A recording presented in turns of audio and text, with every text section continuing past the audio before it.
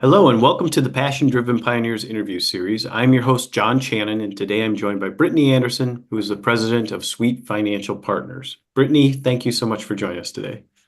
Thanks for having me, John. I've been looking forward to this. I am too. So would you mind just starting us off with a little background, who you are, what you do, and the business that you're in? Sure. So I have been in the wealth planning industry for about 16 years now. When I joined back in the day, I didn't really have the ambition of being a business owner or a partner like I am today. But it's interesting how the path has unfolded. So I came in as a client service associate, saw a job ad for this company that had a mystique about it. Hindsight, I look back and I see that it was absolutely the entrepreneurial nature of the company. So as time went on, I moved into an operations role, moved into COO, and now, 16 years later, I'm president and one of four partners in the firm. That's awesome. Was there a spark that brought you to this one? An initial spark that led you to decide that this was the right business for me, or I wanted to be part of this? Yeah, it's interesting. If you would have asked, call it 20-year-old Brittany, if when I was in college, if I was going to go into the finance arm or finance world, I would have said absolutely not. I love people, I love business as a whole, but finance wasn't necessarily the path that I chose. So I like to say it actually chose me. And coming into the wealth planning world, I found that this is truly a relationship business. We have relationships with our clients. We are not transactional in nature. We get to be part of great life experiences, the good, the bad, and everything in between. So that's really what I think has kept me in this industry is the innovation, the growth that comes with it, but also how we get to serve people. So talk to us about, you mentioned where you started in the business and then, you took on a couple other areas of responsibility, then COO, then president, right? What, what were some of the differences for you that as you took on either the COO role or the president role that you needed to do versus when you were doing all the other roles? Yeah, that's such a great question. And I think that, especially for people that have maybe had their hands in every aspect of a business, you go from you go from a state of doing, right? You have maybe different tasks that need to get done, you have checklists that you're working off of. And as time evolved, I realized that I needed to spend more time working on the business versus in the business.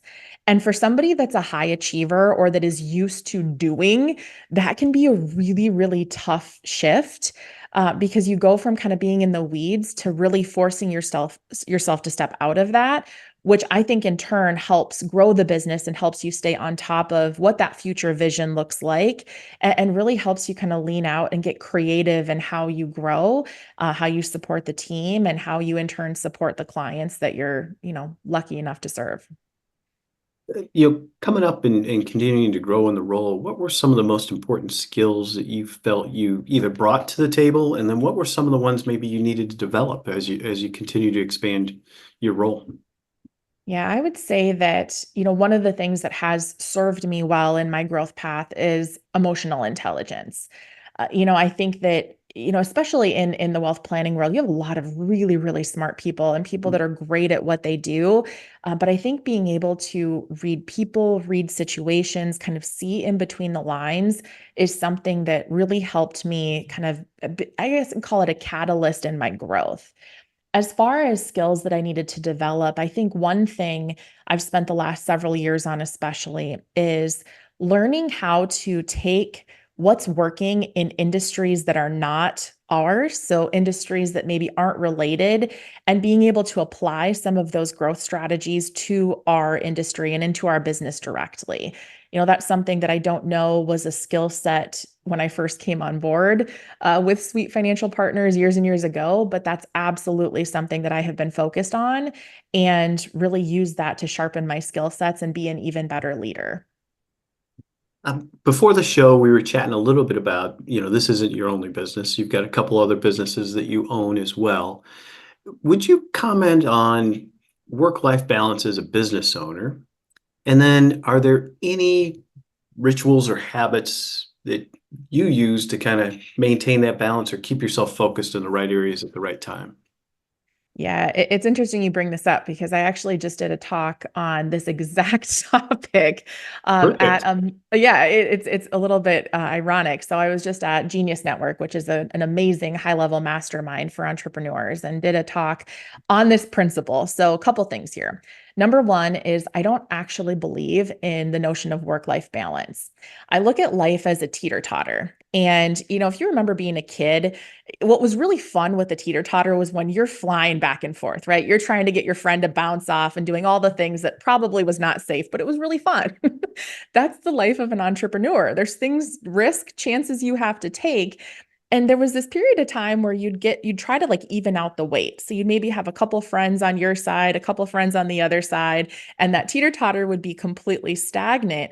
Well, that's only fun for a little bit of time. So, really, when life is kind of at that place of being completely centered, it's only fun for a little bit, especially when you have that entrepreneurial mindset. In my opinion, I think that what needs to happen is you need to make sure that teeter-totter doesn't stay too far up on one side for too long. That's when things start to get off kilter. And that's when you start to feel like maybe your business is getting too much attention and your family is getting neglected, or vice versa. The other thing that I fully believe in, which has been something that's really, really tough for a high achieving brain to embrace, is this notion of the 90-10 transformation. And to condense this quickly, is that as high achievers, we are used to going at 110, 115%, 150% all the time in everything that we do. The problem is that what often happens is the people that matter most kind of get what's left of us. So, my thought is that if we as high achievers could allow ourselves to operate at 90%, and if you think back to grade school, a 90% was still an A, right? Like that was still, mom's Yeah. still happy with your report card when you're getting a 90% because you still get that A. So I think as high achievers, if we would allow ourselves to say, let's give ourselves a little bit of grace. We don't have to go a million miles an hour all the time. We can show up, give a great percentage of ourselves, but then still have something left over for the people that matter most and the people that are waiting for us at home and that really support us in all that we do. So those are a couple of things that I've personally embraced and have been trying to help other high achievers. Again, it is easier said than done, but help others embrace too, that we don't have to go a million miles an hour all the time. I really appreciate the teeter-totter analogy. That was a pretty good one.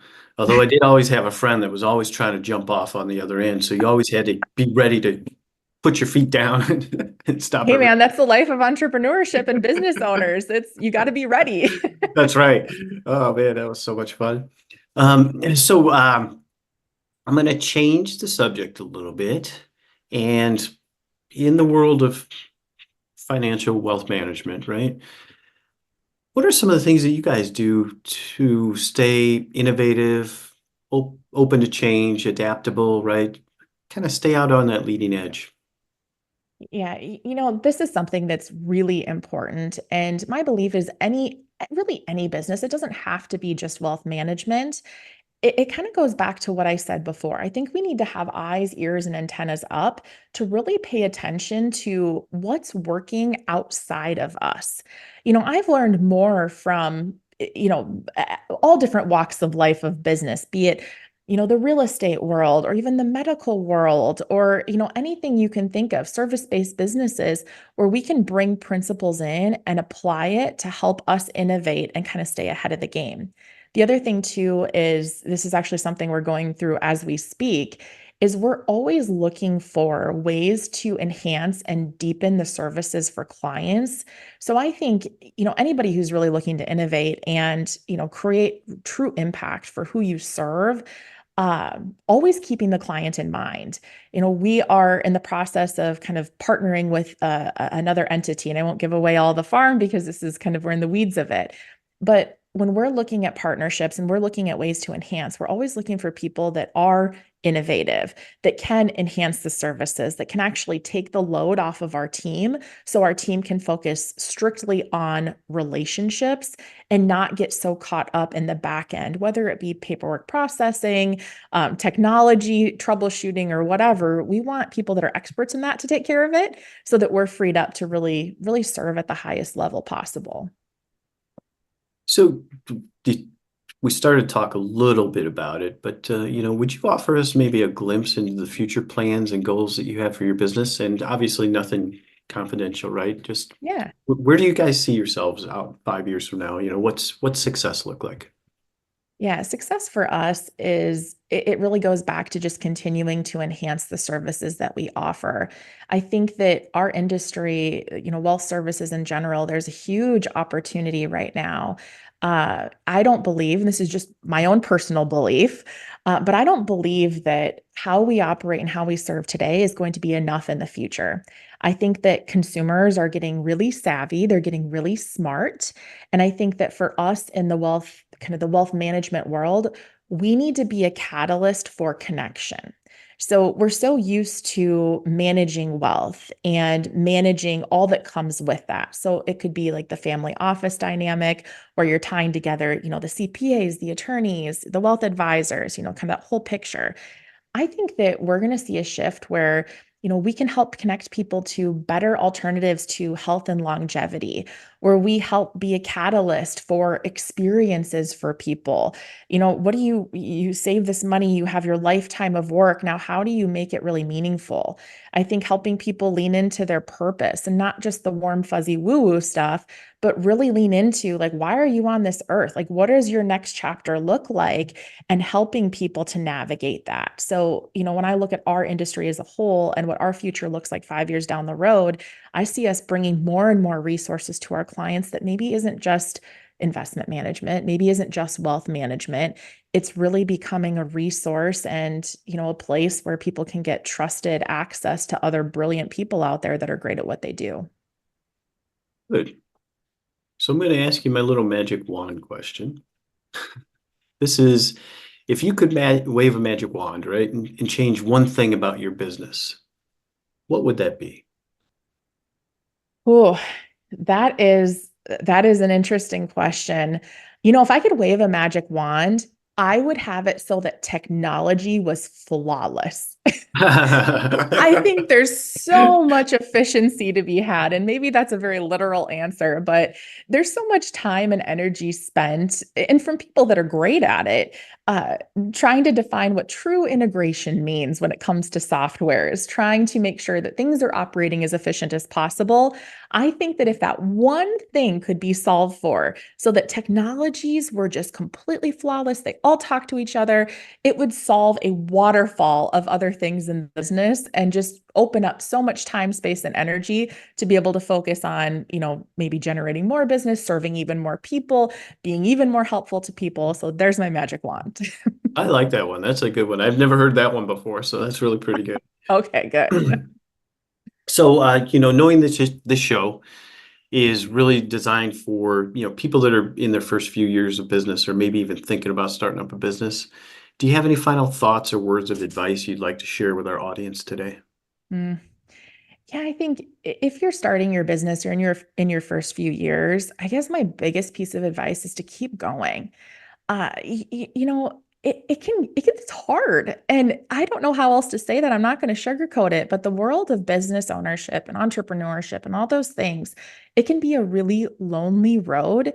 And it can be filled with ups and downs, especially in those first few years when you're getting kind of your feet off the ground and putting the systems and the people and the processes in place. So I would say that is point number one. But to go along with that, is make sure that you're putting yourself in rooms with people who have done the things you want to do, or maybe even more. I can tell you that my own growth has been absolutely catapulted forward by living by that, by putting myself in rooms that actually intimidate me, that force me to level up as a person, as a business owner, as a human being.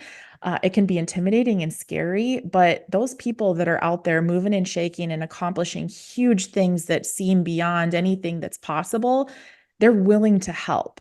You just have to ask and you have to be transparent and true with where you are and what you need and where you're stuck and where your opportunities are. There are people out there who are willing to help and who are excited about it.